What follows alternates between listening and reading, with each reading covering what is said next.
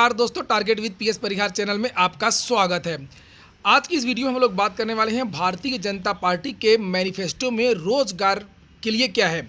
Samajwadi party का भी मैं दिखाऊंगा जब उनका जारी होगा। फिलहाल हम लोग यहाँ पर भारतीय जनता पार्टी का मैनिफेस्टो देखते हैं। ये भारतीय जनता पार्टी का मैनिफेस्टो है। इसमें सभी के लिए अलग अलग कॉलम बनाया गया है कि किसानों के लिए क्या है और महिलाओं के लिए क्या है और युवाओं के लिए क्या है। तो जहाँ पर ये सशक्त नारी वाला कॉलम आपको दिख रहा है, यहाँ पर महिलाओं के लिए घोषणा की गई है।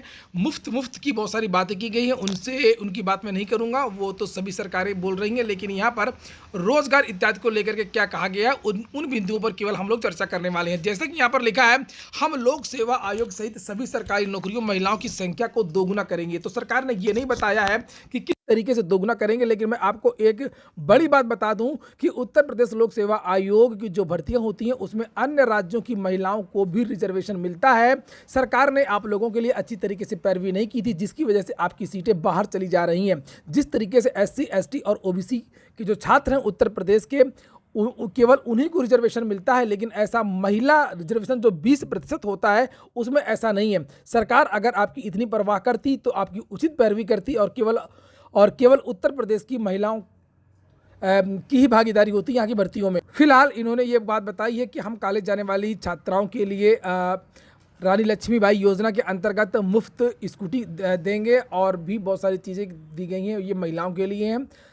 शिक्षा के लिए इन्होंने कई विद्यालयों के बारे में बताया है कि हम ऑपरेशन कायाकल्प के अंतर्गत सभी प्राथमिक विद्यालयों में बच्चों के अनुकूल फर्नीचर जैसे टेबल बेंच आदि उपलब्ध करवाएंगे। और भी बहुत सारी बातें हैं, लेकिन यहाँ पर computer lab, science lab, wifi, यही सब बातें की गई हैं। रोजगार के लिए अभी नीचे का कॉलम है, यहाँ पर बहुत सारे विद्यालय खोलने की बात भी कही गई है कि सहारनपुर में माँ शाकुंभरी देवी विश्वविद्यालय, लखनऊ में UP institute of police and forensic science, Ayodhya में आयुर्वेद के लिए आयुष शैक्षणिक संस्थान, गोरखपुर में महायोगी गुरु गोरक्षनाथ आयुष विश्वविद्यालय, प्रयागराज में doctor Rajendra Prasad national law विश्वविद्यालय, तो बन ही रहा है। मेरठ में मेजर ध्यानचंद स्पोर्ट्स विश्वविद्यालय, हम लखनऊ व नोएडा में डिजिटल अध्ययन एकेडमी बनाएंगे। और भी नीचे बातें लिखी गई हैं। ये सब जीवन गाथा से का क्या मतलब है, ये आ गया आपका रोजगार वाला कॉलम। रोजगार के लिए विद्यार्थी ठगा महसूस कर रहे हैं, बिल्कुल ठग गए विद्यार्थी, कुछ नहीं। विद्यार्थी सरकार बिल्कुल दबाव में नहीं है। रोजगार का जो मुद्दा है वो बन ही नहीं पाया है। आप लोग जानते हैं कि भारतीय जनता पार्टी और जो सरकारें होती हैं उनकी क्या प्राथमिकता होती है। यहाँ पर देख सकते हैं कि इन्होंने केवल पिछले रोजगार के बारे में बताया कि असल में ये मैनिफेस्टो है, इनको नई बात करनी चाहिए। हमने पिछले 5 वर्षों में 3 करोड़ से अधिक रोजगार अथवा स्वरोजगार के अवसर प्रदान किए हैं। अगले 5 वर्षों में हम हर परिवार में कम से कम 1 रोजगार अथवा स्वरोजगार प्रदान करेंगे। स्वरोजगार आप लोग समझ सकते हैं, जिसके बारे में अक्सर प्रधानमंत्री बोलते रहते हैं। हम प्रदेश सरकार की सभी विभागीय रिक्तियों को शीघ्रता से भरने के लिए प्रतिबद्ध हैं। आप लोगों ने देखा कि UPSSC 5 साल में, 7 साल में, 6 साल में अभी तक 21 भर्तियां कंप्लीट नहीं करवा पाया है और किस तरीके से शीघ्रता से प्रतिबद्ध है, इसके बारे में इनको विस्तृत जानकारी देनी चाहिए।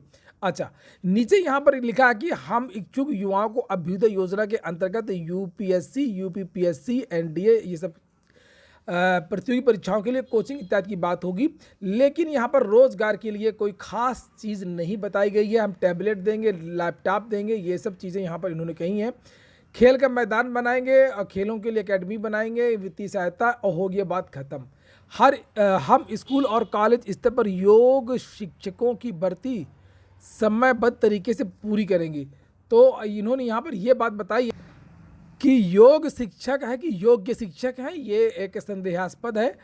अगर योग शिक्षक हैं तो फिर योगा शिक्षक जो होते हैं उनकी बात की गई है, लेकिन और किसी भर्ती के बारे में कोई भी जानकारी नहीं दी गई है। ना ही स्पष्ट रूप से प्राथमिक शिक्षक भर्ती के बारे में की गई है, ना ही माध्यमिक के बारे में बात की गई है, ना ही उच्चतर के बारे में की गई है, और ना ही UPSSC की जो लंबित भर्तियां हैं उनको पूरा करने की बात की गई है। और जो सक्षम युवा वाला कॉलम है, इसमें किसी भी आयोग की चर्चा भी नहीं की गई है। ये देखिए, किसी भी आयोग की चर्चा नहीं की गई है। और सरकार चूंकि भारतीय जनता पार्टी की सरकार है और वो जानती है कि जो विद्यार्थी हैं वोट कहाँ करेंगे, किसके कहने पे करेंगे, और इसको वो मुद्दा नहीं बना रही है। इसीलिए या तो किसानों के मुद्दे, या तो स्वास्थ्य के बारे में, या तो अन्य बारे में बहुत बड़ा ये मैनिफेस्टो है। बहुत सारी चीज़ें कही गई हैं, सड़क रोड के लिए, बस स्टॉप के लिए, वाईफाई के लिए, लेकिन रोज़गार के लिए जो विद्यार्थी सोच रहे थे वो विद्यार्थी मायूस हुए होंगे आज। और अब देखते हैं कि समाजवादी पार्टी क्या करती है, क्या कहती है। जब समाजवादी पार्टी अपना मैनिफेस्टो जारी करेगी तो उसकी भी जानकारी आप लोगों को दी जाएगी। लेकिन प्राथमिक शिक्षक भर्ती के छात्र जो हैं और यूपी ट्रिपल एससी के जो छात्र हैं और जो उम्र सीमा में छूट की जो मांग कर रहे थे जो छात्र, वो छात्र बहुत ज़्यादा आज निराश हुए हैं। आप लोग क्या कहेंगे इस मैनिफेस्टो को देख करके कमेंट बॉक्स में अवश्य बताएं।